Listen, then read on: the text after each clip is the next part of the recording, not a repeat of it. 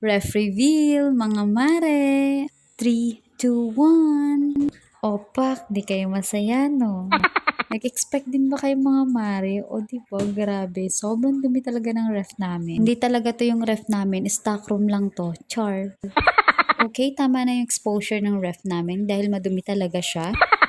At dahil sinisipag ako for today's video, isasama ko na lang kayo sa paglilinis ko. Hindi ko na nga maalala kung kailan yung last na linis ko dito. Pero syempre, this year lang din yun. Grabe ka naman. Every Sunday nga kami namimili ng mga gulay. Tapos minsan hapon or gabi na kami nakakauwi. Tapos pagod na. Yung asawa ko, lagay lang pala siya ng lagay sa loob ng ref. Syempre, akala niya aayusin ko. Tapos ako, syempre, sabi lang ako ng sabi ng bukas gagawin ko yan, ganito, ganyan. Pero hindi ko pa rin siya nagagawa. Akala ko talaga maraming laman ng ref namin, yun pala puro plastic lang. Madaling araw ko nga sinimulan niyang ayusin mare, pero natapos ako hapon na. O diba? Aga kasi nagising na Empress noon, kaya naman hindi ko agad na ituloy. Pag tinuloy ko kasi yung paglilinis ko at gising siya, naku kung ano-ano pinapakailaman sa loob ng ref. Alam naman natin na ang bata is curious talaga yan. Problema ko pa nga mare, marunong na nga siya magbukas ng ref. Naku po. Target unlock niya lagi yung Yakult or yogurt. Alam kasi niya na sa kanya talaga yun. Kapag lumaki talaga ang bayarin namin sa kuryente, naku isa lang ang salarin. Char. Anyways, ayan, tapos ko na siyang linisan. Ayan, sobrang puti na niya ulit. Balik na ulit natin tong mga patungan na yan. Nalinisan ko na rin yan. Sobrang pasasalamat siguro ng ref namin kasi finally. Char. Next naman natin linisan itong part na to. Gamit kong panlinis dyan is yung dishwashing liquid na may white vinegar. Dinisolve ko lang siya sa water. Tapos ginamitan ko na lang siya ng basahan.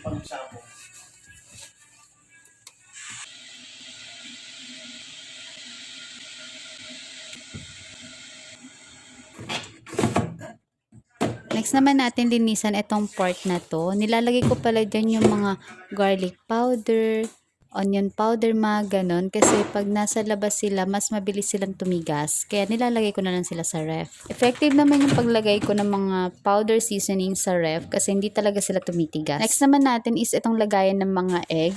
Actually, hindi ko talaga nilalagay lahat ng egg dyan. For the inget ako, itatry ko tong ASMR ng mga egg.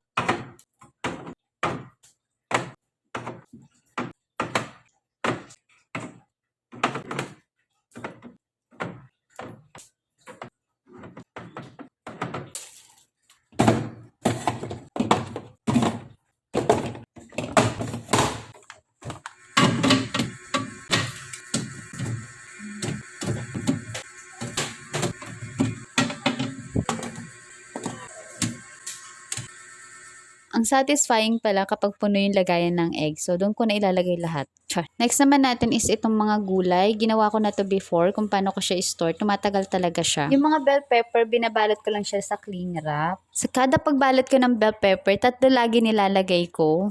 May iba't ibang klase po ng pag-store ng gulay. For me, ito po yung effective way ko. Depende na po sa inyo kung gagayahin nyo din.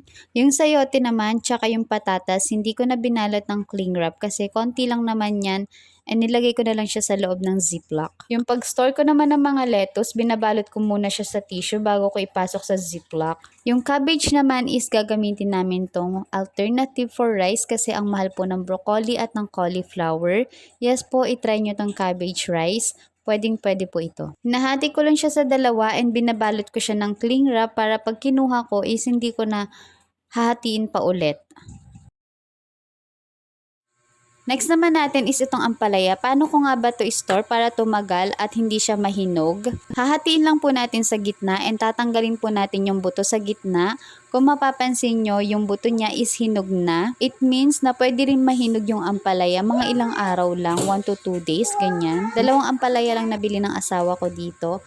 Ang gagawin natin, isahatiin natin siya. Depende na sa size na gusto nyo. Yung ginawa ko is medyo malalaking hiwa. Para kung gusto kong maggisa ng ampalaya with egg, is hahatiin ko na lang ulit or ninipisan ko na lang ulit yung pag-slice. Or kung gusto ko naman magpakbet, medyo malalaki na yung hiwa. And ilalagay lang natin siya sa Tupperware na may tissue para hindi siya mag-moist. So, ganun ko lang po siya store and tumatagal siya sa amin ng 4 to 5 days. Hindi ko pa siya na-try ng isang linggo talaga. Yung broccoli naman, hinugasan ko siya sa baking soda and pinatuyo ko siya gamit yung tissue hanggang sa mawala yung excess water para maiwasan yung moist at pagkasira and ready to cook na. May carrots din pala kami dyan. Sorry, hindi ko na napakita, Mare. Pero binalot ko lang isa-isa ng tissue and pinasok ko sa ziplock. Yung kamatis naman, binalot ko lang siya sa ziplock and naglagay lang ako ng tissue sa loob. Meron din pala kami dyan upo. Hinati ko lang siya sa 4. Hindi ko muna siya binalatan.